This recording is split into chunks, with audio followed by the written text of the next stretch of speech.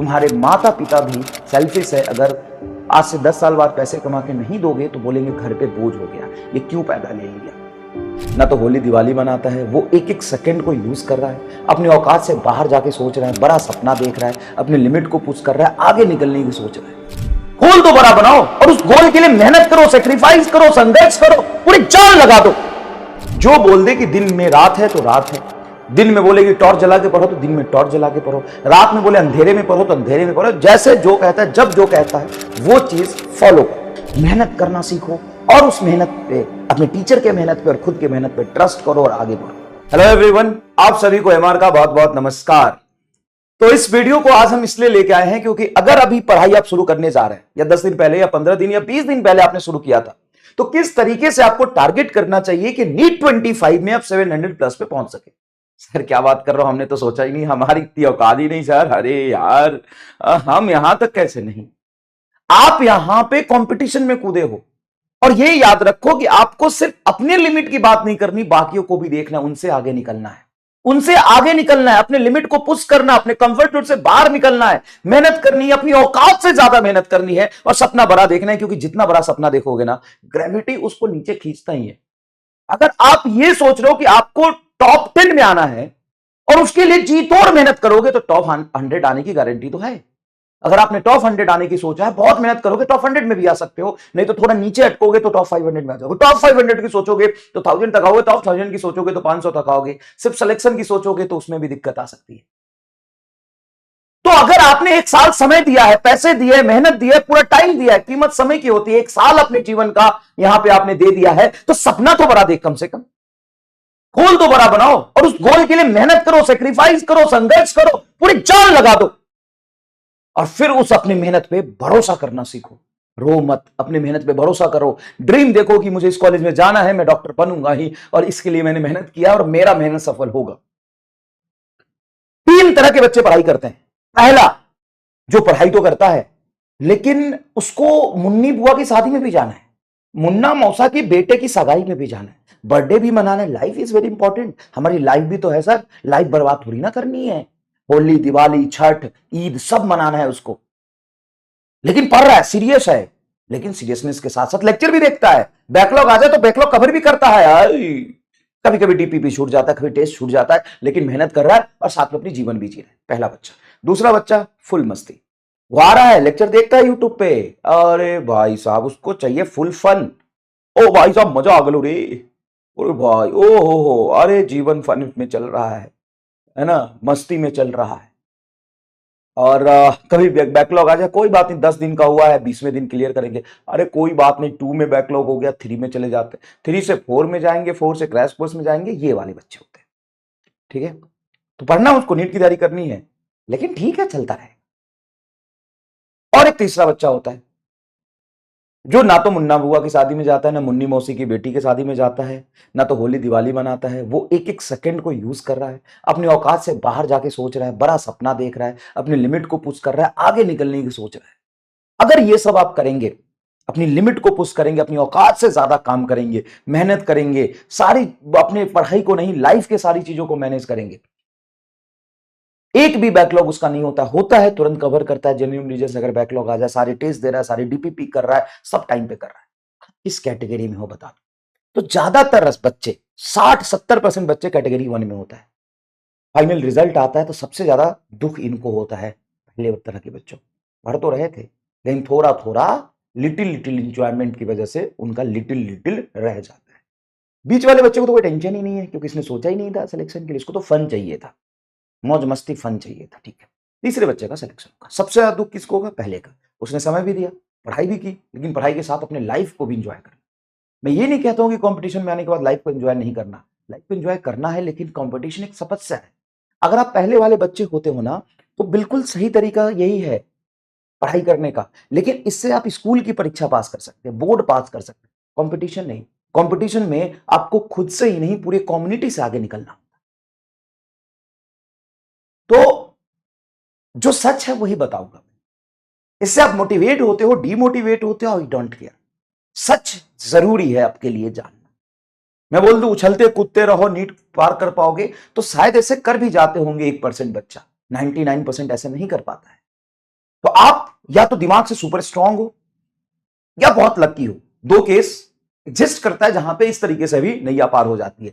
लेकिन अब वो देख लो, अगर ऐसा है या अपनी मेहनत से आपको सिलेक्शन पाना है, ये तरीका है।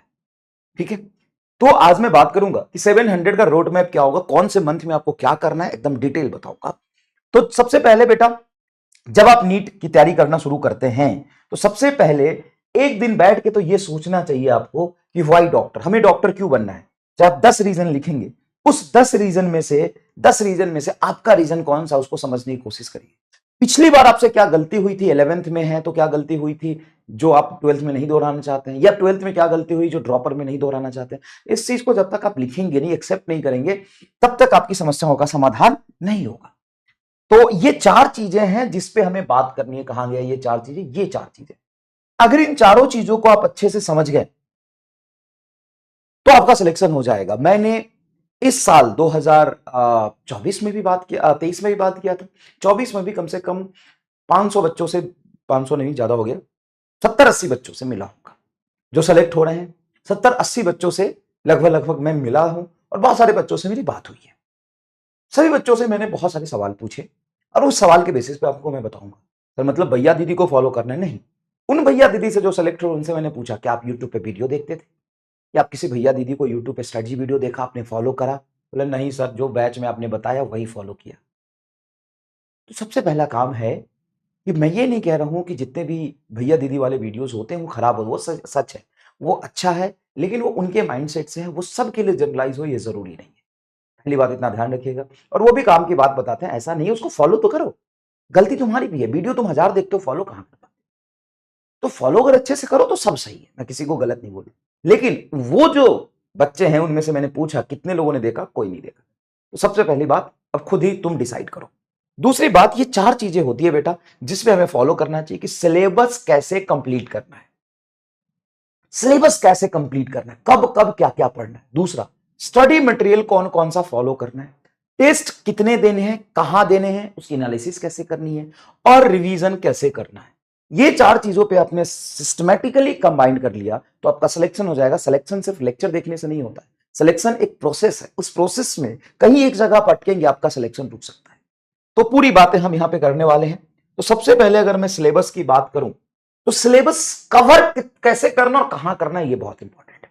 तो स्टेप 1, आप सबसे पहले आप जहां भी पढ़ रहे हो ऑफलाइन या ऑनलाइन, सिलेक्शन और टॉपर और बल्क में रिजल्ट ऑफलाइन से भी आए हैं और सिलेक्शन टॉप में रिजल्ट, बल्क में रिजल्ट ऑनलाइन से भी आए हैं। तो अब ये लड़ाई खत्म हो गई है कि ऑफलाइन से पढ़ना है, ऑफलाइन से पढ़ना है कि ऑनलाइन से पढ़ना है। ये लड़ाई खत्म है, ये लड़ाई ही नहीं है, ये मुद्दा ही नहीं था कि ऑनलाइन से पढ़ना है कि ऑफलाइन से। आपको जो सूट करता है, जैसे सूट करता है, आप वहां से जाके पढ़ सकते हैं। ठीक है, लेकिन पढ़ने से पहले आप पहले वेरीफाई करिए कि जिस बैच में पढ़ रहे हैं, जिस टीचर से पढ़ रहे हैं, जिस कोचिंग में पढ़ रहे हैं, उन्होंने क्या रिजल्ट दिए हैं, क्या उन्होंने बल्क में रिजल्ट दिए हैं। जिस टीचर से पढ़ रहे हैं, क्या जो जिस कोचिंग में पढ़ रहे हैं, जहां भी पढ़ रहे हैं, क्या वहां पे रिजल्ट्स आए हैं? अगर आए हैं तो गो फॉर इट, नहीं आए हैं don't go for it. Be selfish. आपका रिजल्ट आपके लिए सबसे ज्यादा मायने रखता है, ना कोई कोचिंग, ना कोई टीचर, ना कुछ। आपको समझ में आ रहा है ये एक अलग बात है, सिलेक्शन हुए हैं कि नहीं ये एक अलग। और ऑथेंटिक वेरिफिकेशन करो, जो सही है उसको पहले वेरीफाई करो, उसके बाद आप 100% ट्रस्ट करो। उसके बाद आपको लाखों दिक्कत आ जाए, कोई रोक ले, कोई भी कुछ बोल के चला जाए, उस पर भरोसा नहीं करना, उस पर भरोसा नहीं करना। तो सबसे पहले आप सिस्टम को वेरीफाई करिए, बैच को, टीचर्स को वेरीफाई करिए, उसके बाद आप वहां पे पढ़िए आराम से। ठीक है, उसके बाद ऐसा ट्रस्ट करिए, ऐसा ट्रस्ट करिए कि भाई इसके अलावा आपके जीवन में जो बोल दे कि दिन में रात है तो रात है, दिन में बोले कि टॉर्च जला के पढ़ो तो दिन में टॉर्च जला के पढ़ो, रात में बोले अंधेरे में पढ़ो तो अंधेरे में पढ़ो। जैसे जो कहता है, जब जो कहता है वो चीज फॉलो करो, जैसे जो भी कुछ बोले वो फॉलो करो, लेकिन फर्स्ट वेरीफाई देन ट्रस्ट। ठीक है सर, वेरीफाई तो कर लिया। अब वेरीफाई करने के बाद आपको एन नंबर ऑफ सेक्रीफाइस करने पड़ेंगे। स्टेप 2 में सेक्रीफाइस आता है। पहले बैच सेलेक्ट करो, बढ़िया से कोचिंग सेलेक्ट करो, उसके बाद सेक्रीफाइस क्या कर सकते हो आप।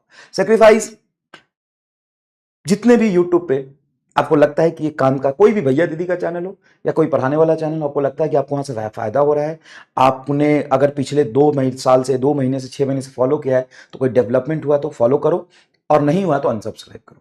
जितने चैनल है यूट्यूब पे जो भी आपको बेनिफिट दे रहे हैं सब्सक्राइब करो, नहीं दे रहे अनसब्सक्राइब करो।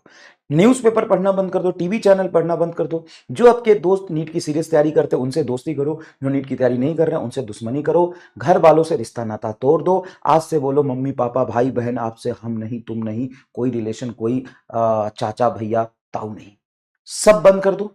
सब मतलब सब। इंस्टाग्राम डिलीट कर दो, कोई मतलब नहीं है। सिर्फ बैच को 100% फॉलो करो, अपने आप पे भरोसा करो। मेहनत से बड़ा कोई चीज नहीं होता है, ना ही कोई मेंटरशिप, ना ही कोई गाइडेंस, ना ही कोई स्ट्रैटेजी। मेहनत सर्वोपरि है। बैठ के जितनी ज्यादा घंटे तैयारी करोगे उतना ज्यादा अच्छा रिजल्ट आएगा। कोई आके आपको ये बोले कि नहीं नहीं पढ़ रहे हो तो इंस्टाग्राम भी चलाओ, स्टोरी भी लगाओ, तो वो आपको बेवकूफ बना रहा है। 1 साल बाद आपको समझ में आ जाएगा क्या हो। 1 साल बाद आपको समझ में आ जाएगा। नहीं, अगर आपको, मैं ये नहीं कह रहा हूं, अगर आपको कहीं से फायदा हो रहा है, कुछ वीडियो देखने से आपको फायदा हुआ है, वो जरूर देखो। चाहे कोई सा वीडियो आपको पढ़ाई में मदद मिल रहा है, पिछले 2 महीने में देख लो। अगर आपको पढ़ाई में मदद मिल रहा है तो उसको फॉलो करो, वरना उसको अनफॉलो करो। ऐसे दोस्ती से भी नाता तोड़ दो जिसकी वजह से आपको डिस्ट्रैक्शन होता है। अब बहाने बना दो, बहाने बना दो। अब मैं तो 6 महीने से नहाया नहीं हूं तो बदबू आएगी। कुछ भी बहाना बना दो, कुछ भी। आजकल ना मैं पागल खाने जा रहा हूँ, दिमाग का दवाई चल रहा है मेरा। ऐसे ही तेरे साथ में जो दोस्त रिश्ते नाते सब टूट जाएंगे। पढ़ाई लिखाई इंपॉर्टेंट है। अभी ये जो समय है वो निकल जाएगा, दोबारा नहीं आएगा, इतना याद रखना। कोई सच्चा प्यार मोहब्बत आपको लगता है उसको बोलिए 1 साल इंतजार करे, और नहीं अपनी पढ़ाई छोड़ जो तेरे पीछे चला आएगा। अपनी पढ़ाई छोड़ जो तेरे पीछे चला आएगा, वो खुद का ना हो सका वो तेरा क्या हो जाएगा। समझदार बच्चे हैं वो फॉलो कर लेते हैं। कोई भी चीज बेटा ऐसा नहीं है जो इंतजार नहीं कर सकता है, लेकिन ये 1 साल आपका जो मेहनत का है वो इंतजार नहीं करेगा। हर चीज दुनिया में जो भी तुम देखते हो, जितने भी आपके डिस्ट्रैक्शन होंगे सब पूरा हो जाएगा कॉलेज में जाके। और जब कॉलेज में जाके गलती करोगे तो आपके माता पिता कहेंगे मेरा भी तो अच्छा है, मेरा भी तो लड़का है, करेगा नहीं, ये तो जरूरी है लाइफ में, और अभी करोगे ढूंढ देंगे। Every one is every one in in in this universe is selfish. तुम्हारे माता पिता भी सेल्फिश है। अगर आज से 10 साल बाद पैसे कमा के नहीं दोगे तो बोलेंगे घर पे बोझ हो गया, ये क्यों पैदा ले लिया। मैं जानता हूं कि आप माता पिता के अंश है, लेकिन ये भी एक रियलिटी है। आप करेंगे बहुत बढ़िया, नहीं करेंगे तो दिक्कत हो जाएगी। तो अपने आप को बनाओ, इस 1 साल में अपने आप को क्रिएट करो, अपने आप को पूरा ही बदल दो। तो ये कुछ सेक्रीफाइस है जो आपको करने चाहिए।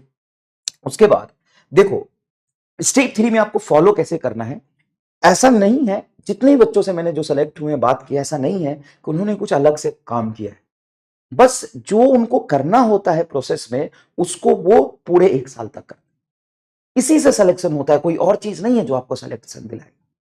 लेक्चर देखिए, नोट्स बनाइए। आपको लगता है कि नोट्स में क्वेश्चंस बहुत ज्यादा है तो पीडीएफ को सेव करके रख सकते हैं कहीं एक जगह पे, और आप शॉर्ट नोट्स पूरा अच्छे से थ्योरी वाला पार्ट बना सकते हैं, जिसको रफ पेज में लिख के मल्टीपल टाइम्स रिवीजन करेंगे, है ना। और पीडीएफ से क्वेश्चन रिवीजन करें। आपको लगता नहीं आपके पास टाइम है, आप नोट्स बना पा रहे हो, तो नोट्स बनाइए, बहुत इंपॉर्टेंट है। क्वेश्चन को शॉर्ट में लिख लीजिए, ऑप्शन मत लिखिए, डायग्राम पे बेस्ड क्वेश्चन उसको लिखिए, है ना। और नोट्स ऐसा बनाइए कि आपको बाद में पढ़ने में मदद हो, ऐसा नहीं कि रायता फैला लिया बाद में समझ नहीं आ रहा।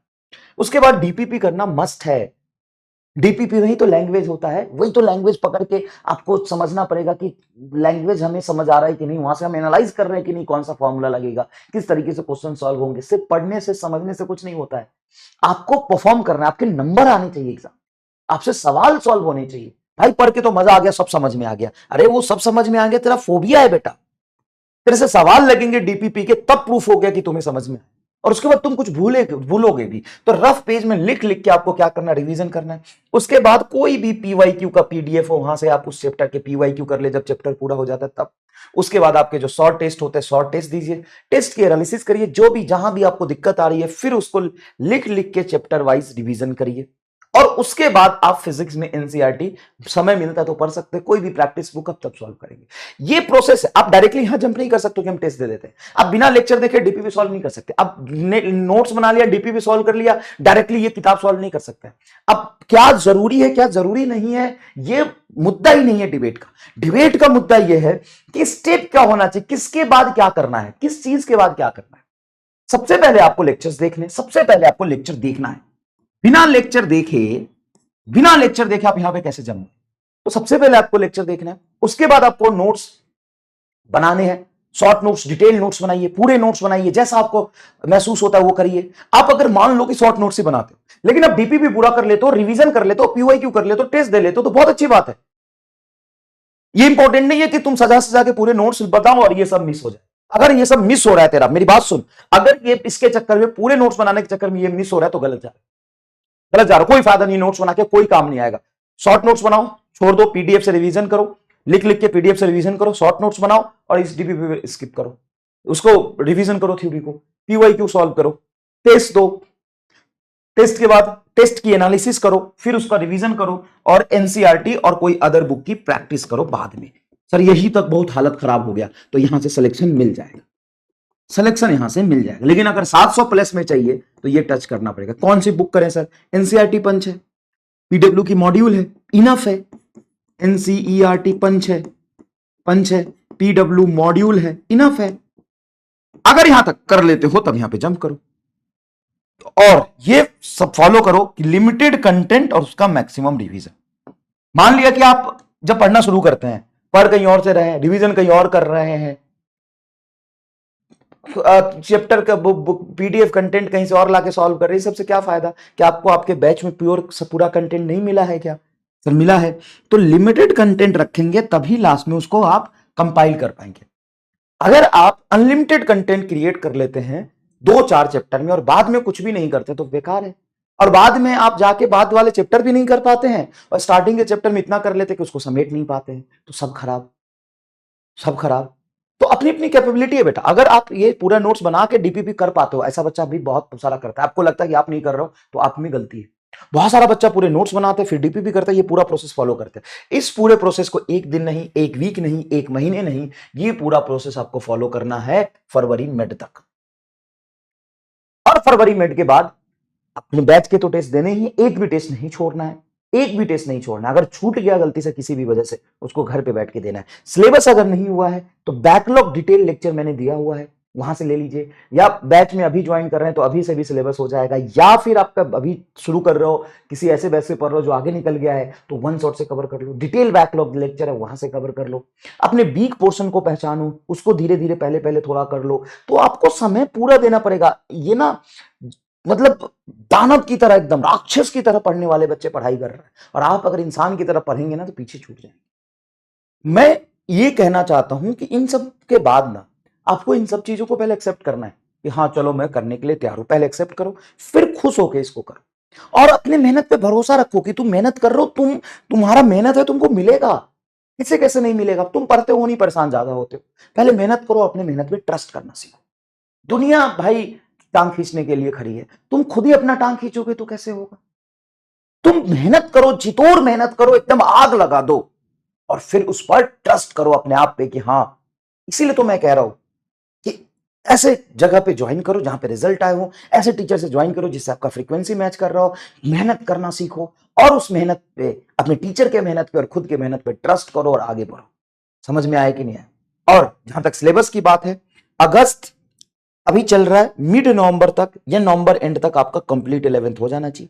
मिड नवंबर से लेके मिड फरवरी तक या 20 फरवरी तक आपका कंप्लीट 12th हो जाना चाहिए। यहां तक करने के बाद फिर आपको बहुत सारे फुल लेंथ टेस्ट देने। अब बहुत सारे बच्चे क्या होते हैं कि गांव में होते हैं, 200 250 300 किलोमीटर उनका दूर शहर होता है जहां पे फुल लेंथ पेपर होता है। ऐसे बच्चों को सजेशन है कि आप ऑनलाइन ही टेस्ट दें, घर पे बहुत सारा पीडीएफ के फॉर्मेट में टेस्ट दें और लास्ट मोमेंट में 5-6 टेस्ट ऑफलाइन में जरूर दें, क्योंकि नीट आपको ऑफलाइन में देना है। हो सकता है कि 2 पेपर हो इस साल, हो सकता है पेपर का लेवल टफ हो, बहुत सारी चीजें हैं, लेकिन इन सब में अपना दिमाग ना खपा के आप सिलेबस में अपना दिमाग खपाएंगे, पढ़ने में अपना दिमाग खपाएंगे, तो चाहे पेपर कैसा भी हो आप कर ले जाएंगे। मैं बार बार कहता हूं, 1000 बार कहूंगा, लास्ट तक कहता रहूंगा, पेपर मुश्किल और टफ पूरे क्वेश्चन से डिसाइड नहीं होता। चाहे किसी भी साल का पेपर ले लो, 35 सवाल हर सब्जेक्ट में आसान होते ही होते हैं। लास्ट के 15 सवाल और 20 सवाल में डिसाइड होता है कि पेपर का लेवल कैसा है। तो पहले 35 सवाल तो कवर अप कर लो ना। एग्जाम से 3-4 महीने सिलेबस और पैटर्न सब कुछ आ जाएगा, उस समय अपन बाकी की चीजों पे काम कर लेंगे, बाकी की चीजों पे काम कर लेंगे। समझ में आया कि नहीं आया? तो ये वीडियो वैसे भी मैं ज्यादा लंबा नहीं बनाना चाहता था, मैं आपको 2-4 चीजें समझाना चाहता था कि इस मोमेंट पे आके आपको वही काम करना है जो आप कर रहे हो। सक्सेस का रास्ता यही है, ये प्रोसेस है, इसमें कहीं डगमगाए तो आप पीछे छूट जाओगे। और जो बच्चे सेलेक्ट हुए ना, अभी भी वो 1-2 बच्चा मुझे दिखाया कि हाथ में गड्ढे पड़ गए थे उसके, भाई हाथ में गड्ढे पड़ गए थे। तो आप ये डिसाइड करो कि आप सुपर टैलेंटेड हो, बहुत दिमाग के तेज हो, तो बिल्कुल आप मौज मस्ती करते हो सेलेक्ट हो जाते हो। और ऐसे बच्चे भी होते हैं सेलेक्ट में, मना नहीं कर रहा, लेकिन बहुत सुपर टैलेंटेड होते हैं तो। या दूसरे तरह के बच्चे हैं जो होते हैं जो बहुत मेहनती होते हैं, जो बहुत मेहनती होते हैं, अपने मेहनत के दम पे सेलेक्ट हो। तो आप किस कैटेगरी में हो? और जो स्टार्टिंग में मैंने कहानी बताई थी 3 तरह के बच्चे होते हैं, उस कौन से कैटेगरी में आप हो, ये कमेंट करके बताना।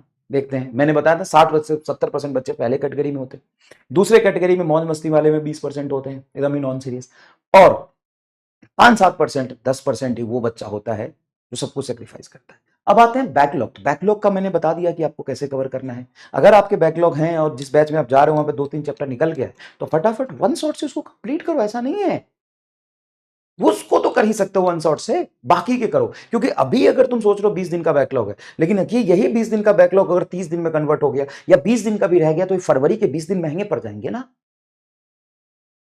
ठीक है, फरवरी के 20 दिन महंगे पड़ जाएंगे। Thank you so much, all the best, पढ़ाई करिए। Thank you.